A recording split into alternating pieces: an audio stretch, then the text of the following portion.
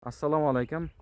Ushbu loyiha Samarqand viloyati Milliy bank Qorasuv hamkorligida Samarqand viloyati Tayloq tumani Tallota mahallasidagi 157-141-523-kontrlarda amalga oshirilmoqda. Bu kontrimiz ko'rib turganingiz 523-kontr. Bu yerda sabzi ekilgan.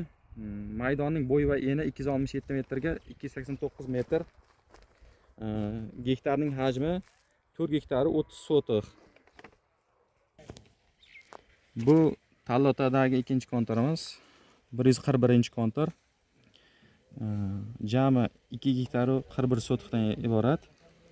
Bo'yi va eni 166 metrga 138 metr. Bu yerda mana ko'rib turganingizdek sabzi mahsuloti ekilgan.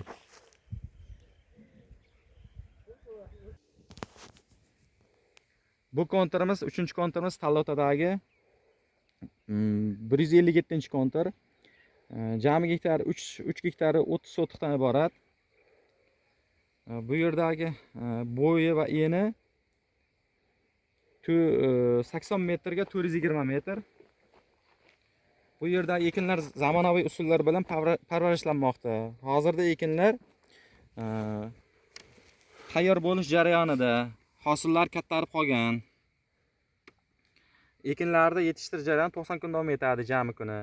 Yetishtirish jarayonida sug'oriladi, tabiiy va mineral o'g'itlar bilan oziqlantiriladi.